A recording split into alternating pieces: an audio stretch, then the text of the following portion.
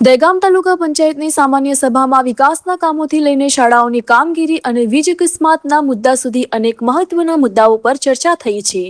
દહેગામ તાલુકા પંચાયતના સભાખંડમાં પ્રમુખ સોનલબેન પટેલના અધ્યક્ષસ્થાને સામાન્ય સભા યોજાઈ હતી, જેમાં ધારાસભ્ય બલરાજસિંહ ચૌહાણ સહિતના આગેવાનો ઉપસ્થિત રહ્યા હતા અને સચિનભાઈ પટેલ તાલુકા વિકાસ અધિકારી પણ ઉપસ્થિત હતા. સભામાં કારોબારી સમિતિ અને ન્યાય સમિતિની રચનાને બહાલી આપવામાં આવી. સાથે જ 16મા નાણાં પંચ અંતર્ગત વર્ષ 2026-27 થી 2030-31 દરમિયાન ગ્રામીણ સ્થાનિક સ્વરાજ્ય સંસ્થાઓ માટે 4035 કરોડ 23 લાખ રૂપિયાની ગ્રાન્ટની ભલામણ કરવામાં આવી છે. બીજી તરફ કેટલાક ગામોમાં શાળાના રૂમોની કામગીરી ધીમી ગતિએ ચાલતી હોવાના કારણે વિદ્યાર્થીઓને હાલાકી પડતી હોવાનો મુદ્દો જિલ્લા સદસ્ય દેવરાજસિંહ ઝાલાએ ઉઠાવ્યો હતો.